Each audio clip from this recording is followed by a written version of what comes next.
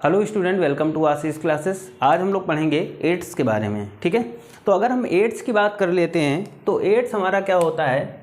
देखो, एड्स एक ऐसी डिजीज़ है या एक ऐसी बीमारी है जिसका अभी तक पूरी तरीके से कोई इलाज नहीं है। ना ही तो एड्स की अभी तक कोई वैक्सीन बनी है और ना ही इसको पूरी तरीके से इसका इलाज किया जा सकता है, यानी इसको पूरी तरीके से ख़त्म किया जा सकता है। ठीक है, तो एड्स को हम सिर्फ क्या कर सकते हैं कि मेडिसिन्स के थ्रू, यानी कुछ दवाएं ऐसी बनाई गई हैं जिनके द्वारा हम इसके वायरस की ग्रोथ को रोक सकते हैं। ठीक है, यानी कहीं ना कहीं अगर हम कह सकते हैं कि इसका जो वायरस होगा उस वायरस के प्रभाव को हम थोड़ा सा कंट्रोल में कर सकते हैं। बाकी इसका पूरी तरीके से अभी कोई इलाज नहीं हुआ है। ठीक है, अगर हम एड्स की बात करते हैं तो एड्स का फुल फॉर्म होता है एक्वायर्ड इम्यूनोडिफिशियंसी सिंड्रोम। ठीक है, एड्स का फुल फॉर्म क्या होता है? एक्वायर्ड इम्यूनोडिफिशियंसी सिंड्रोम होता है। सबसे पहले एड्स की डिस्कवरी किसने की? तो डिस्कवरी की थी ल्यूक मॉन्टिग्नर। ठीक है, ल्यूक मॉन्टिग्नर नाम की ये हमारे साइंटिस्ट थे जिन्होंने सबसे पहले एड्स के बारे में बताया था। ठीक, आगे देख लेते हैं। अब एड्स होता क्यों है? तो एड्स फैलने का कारण होता है एक वायरस। उस वायरस का नाम होता है HIV वायरस, यानी HIV वायरस के द्वारा ही एड्स होता है। ठीक है, अब HIV का फुल फॉर्म होता क्या है? तो इसका होता है ह्यूमन इम्यूनोडिफिशियंसी वायरस। HIV को हम लोग क्या बोलते हैं? ये एक वायरस है जिसके द्वारा एड्स होता है, यानी ह्यूमन इम्यूनोडिफिशियंसी वायरस होता है। ठीक है, अब देखो बेसिकली ये जो HIV वायरस होता है ये करता क्या है? तो बच्चों ये क्या करता है कि ये हमारे बॉडी की T4 सेल्स को किल्ड करता है या डिस्ट्रॉय करता है। ठीक है, T4 जो सेल्स होती हैं हमारे बॉडी में उनको क्या करता है? डिस्ट्रॉय करता है, यानी उनको मारता है, यानी किल करता है।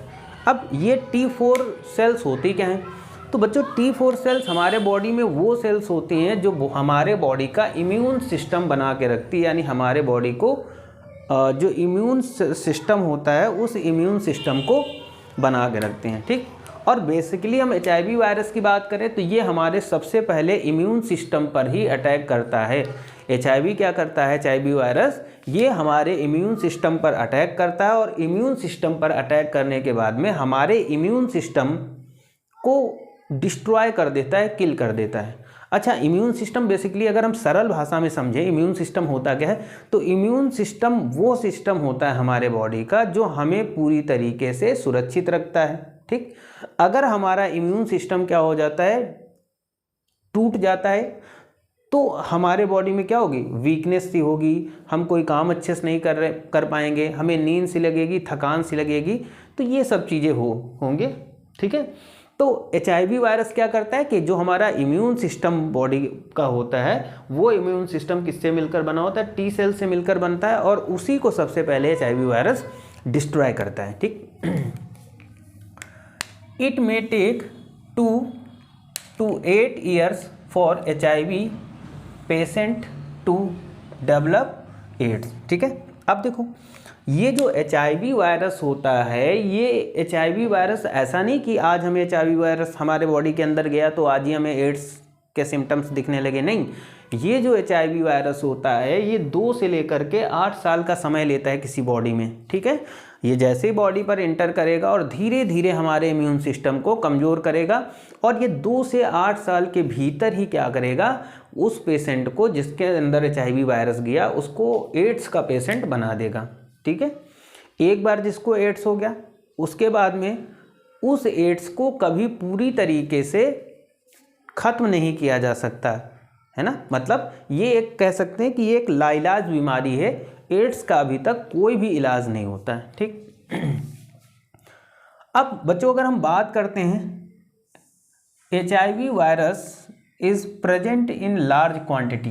ठीक, यानी लार्ज क्वांटिटी में HIV वायरस कहाँ कहाँ पर प्रेजेंट होता है? तो ये प्रेजेंट होता है सबसे ज़्यादा लार्ज क्वांटिटी में ब्लड में।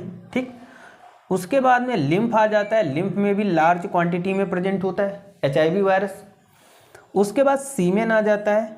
ठीक है, सीमेन में और वजाइनल जो फ्लूइड होता है बच्चों उसमें भी हमारा HIV जो वायरस होता है वो लार्ज क्वांटिटी में प्रेजेंट होता है। आगे देखो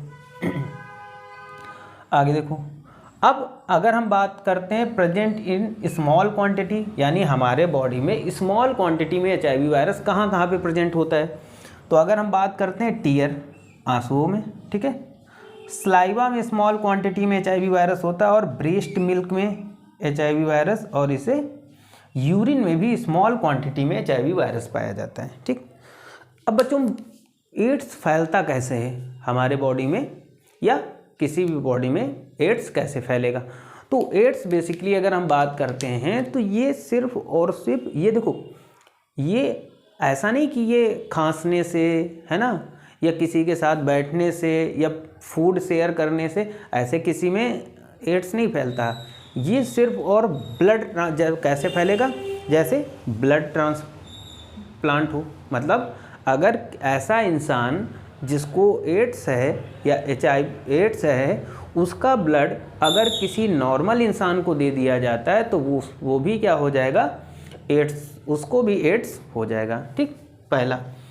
दूसरा यहाँ पर बात करते हैं सीमेन। ठीक, सीमेन का मतलब क्या होता है कि ऐसा इंसान जिसको एड्स है और उसने क्या किया, किसी फीमेल्स के साथ में सेक्सुअल रिलेशन किया और उसका सीमेन उस फीमेल के अंदर जाता है, ठीक है, तो उसको क्या हो सकता है, एड्स हो जाएगा। ठीक, दूसरा वजाइनल फ्लूइड, सपोज दैट अगर कोई फीमेल है और उस फीमेल को एड्स है ना, और अगर उसके साथ सेक्सुअल रिलेशन बनाए जाते हैं तो उस कंडीशन में क्या होता है कि एड्स फैलेगा। ठीक है, तीसरा सिम्टम्स क्या होगा फैलने का, अगला सिम्टम्स ये है हमारा कि जैसे मान लेते हैं किसी को एड्स है और उसने सेविंग कराई, और सेविंग कराते समय उसके ब्लेड से मान लेते हैं कहीं पे कट लग गया, और कट लगने के बाद में उस ब्लेड पे उसका ब्लड टच हो गया। अब उसी ब्लेड से हम किसी दूसरे इंसान की अगर सेविंग करते हैं तो फिर उस कंडीशन में उसको अगर कहीं कट लग जाता है तो उससे क्या होगा, HIV एड्स वगैरह ट्रांसफ़र हो जाता है, यानी जो हेल्दी पर्सन था उसको भी हो जाएगा। ठीक, अगला स्टेप आ जाता है कैसे फैलेगा, अगर कम्युनिकेट, मतलब ऐसा इंसान जिसको एड्स है और उसको इंजेक्शन लगाया गया, ठीक है, और बाद में उसी इंजेक्शन का यूज़ हम किसी हेल्दी पर्सन पे कर देते हैं तो क्या हो जाता है, उस हेल्दी पर्सन को भी एड्स हो जाता है। ठीक है बच्चों, अभी तक एड्स की कोई भी किसी भी प्रकार की कोई वैक्सीन नहीं बनी है। ठीक है, ये बात आप लोग याद रखिएगा। अब एड्स फैलता है HIV वायरस, यहाँ तक हमने समझ लिया कैसे फैलता है। ठीक है, अब देखो यहाँ पर स्ट्रक्चर दिया गया हमारा HIV वायरस का। ठीक है, जो HIV है उसका स्ट्रक्चर दिया गया है, तो HIV वायरस बनता कैसे, उसका स्ट्रक्चर देख लेते हैं। तो सबसे पहले बच्चों हम बात कर लेते हैं यहाँ पर HIV वायरस में कि ये जो बाहर की आपको लेयर दिख रही है ना, ये जो लेयर आपको दिख रही है, ये लेयर किससे मिलकर बनी होती है, ये फॉस्फोलिपिड बाइलेयर होती है। ये क्या होती है बच्चों, ये सबसे बाहर की लेयर होती है एड्स वायरस की, जिसे हम लोग बोलते हैं फॉस्फोलिपिड बाइलेयर होती है। ठीक, और उसके बाद में इस फॉस्फोलिपिड बाइलेयर के ऊपर प्रोटीन होती है बच्चों। क्या होती है, प्रोटीन होती है। कौन सी प्रोटीन, तो यहाँ पर ये देख रहे हैं आप, ये जो प्रोटीन है ये प्रोटीन से कोटेड है। ठीक है, ये क्या है, फॉस्फोलिपिड बाइलेयर के ऊपर क्या है, एक प्रोटीन पाई जाएगी जिसे हम लोग बोलेंगे ग्लाइकोप्रोटीन। ग्लाइकोप्रोटीन को क्या बोलते हैं, ये जो प्रोटीन होगी ग्लाइकोप्रोटीन, इसको बोलते हैं बच्चों, ये होती है GP20, ग्लाइकोप्रोटीन 20। ठीक, अब देखिएगा वहीं पे हम इस प्रोटीन की बात कर लेते हैं। ये जो बैक साइड, ये जो पार्ट आपको दिख रहा है प्रोटीन का, ये वाला भाग, इसको बोलते हैं GP41 प्रोटीन। ठीक है, तो ये वाली जो प्रोटीन होती है ग्लाइकोप्रोटीन यानी GP120, और ये वाली जो प्रोटीन होगी ये हमारी क्या होगी, GP41 प्रोटीन होगी। ओके, आगे देख लेते बच्चों। उसके बाद में हम अंदर की ओर चलेंगे तो यहाँ पर ये जो स्ट्रक्चर है, अंदर क्या पाया जाएगा, मैट्रिक्स पाया जाएगा। तो ये बच्चों क्या है, ये एक मैट्रिक्स है। ठीक है, यहाँ पर मैट्रिक्स, इसको बोलते हैं P17। ठीक है, अंदर क्या होगा, यहाँ पे मैट्रिक्स पाया जाएगा, और इस मैट्रिक्स को हम लोग क्या बोल सकते हैं, P17 बोलते हैं। ठीक है, यहाँ तक समझ में आएगा।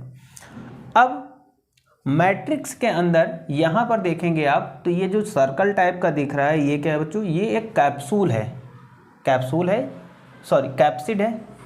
इसको हम क्या बोलेंगे, ये कैप्सिड है, इसको P24 बोलते हैं। क्या बोलते हैं बच्चों, P24। ये क्या है, ये एक कैप्सिड है। ओके, कैप्सिड समझ में आया होगा। और कैप्सिड के अंदर यहाँ पर हमारे जीनोम पाए जाएंगे, यानी सिंगल स्ट्रैंडर्ड आरएनए।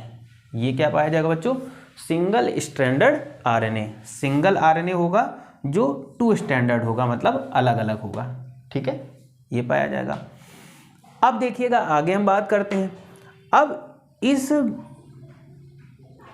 कैप्सिड के अंदर हमारे 3 टाइप्स के एंजाइम्स पाए जाते हैं। ठीक है बच्चों, 3 टाइप के एंजाइम पाए जाते हैं। अगर हम सबसे पहले इस ब्लैक वाले एंजाइम की बात कर लेते हैं, ये जो है ना, जो ब्लैक पॉइंट है यहाँ पर हम लोग समझेंगे जो ब्लैक एंजाइम है। ठीक है बच्चों, ये जो आपको ब्लैक एंजाइम दिख रहा है, ये फर्स्ट एंजाइम है। इसको बोलते हैं बच्चों, हम इसको क्या बोलेंगे, reverse transcriptase enzyme. Reverse transcriptase enzyme क्या होता है बच्चों, ये जो ब्लैक कलर का आपको यहाँ पर एंजाइम दिख रहा है, ये रिवर्स ट्रांसक्रिप्टेज एंजाइम्स होता है। ठीक, उसके बाद में यहाँ पर हम सेकंड एंजाइम देखेंगे, जो रेड कलर का स्पॉटेड दिख रहा है, ये वाला।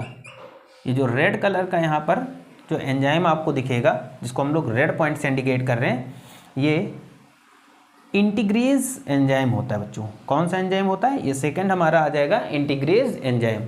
ठीक है, और यहाँ पर देखिएगा एक ब्लू कलर का आपको एंजाइम दिखेगा, ये वाला। ये जो ब्लू कलर का एंजाइम होगा, इसको बच्चों हम लोग बोलते हैं प्रोटीएज एंजाइम। क्या बोलते हैं, ये हमारा प्रोटीएज एंजाइम होता है। ठीक है, तो ये हमारा स्ट्रक्चर है किसका, HIV वायरस का। ठीक, आगे देखो। अब ये जो 3 एंजाइम्स हमारे इस HIV वायरस के अंदर पाए जाते हैं, बेसिकली इनका फंक्शन क्या होता है। अब देखो इनका फंक्शन क्या होता है। सबसे पहले हम रिवर्स ट्रांसक्रिप्टेज एंजाइम्स की बात कर लेते हैं। तो बच्चों ये क्या करता है, RNA को DNA में बदलता है। ठीक है, क्या करेगा, RNA को DNA में बदलने का काम करेगा। ठीक, अब इंटीग्रेज एंजाइम्स की बात कर लेते हैं। तो ये क्या करता है, integration of viral DNA, viral RNA to viral DNA to human DNA। ठीक है, ये इसका फंक्शन हो जाएगा। और अब उसके बाद में आ जाता है प्रोटीएज। प्रोटीएज क्या करेगा, ये पैकिंग का काम करेगा। ठीक है, पैकिंग करेगा और बाद में इसकी कॉपीज बनाएगा। ठीक, तो ये यहाँ पर एंजाइम्स पाए जाते हैं, हमने इनके बारे में समझ लिया। और ये स्ट्रक्चर है, इस स्ट्रक्चर के बारे में हमने समझ लिया कि इसमें कौन कौन सी चीज़ें होती हैं या किन किन चीज़ों से मिल करके HIV वायरस का स्ट्रक्चर बनता है। HIV वायरस होता क्या है, इसके बारे में हम लोगों ने समझ लिया। इसका अगर हम बात करें, इसका इलाज क्या है, प्रिस्क्रिप्शन की बात कर लेते हैं। इलाज क्या है HIV वायरस का या एड्स का। तो बच्चों एड्स का प्रॉपर वे में हम अगर कह सकते हैं तो कोई इलाज नहीं, बस कुछ मेडिसिन्स बनी हैं जिससे इस HIV वायरस की ग्रोथ को रोकती हैं और उन पर अपना कंट्रोल रखती हैं।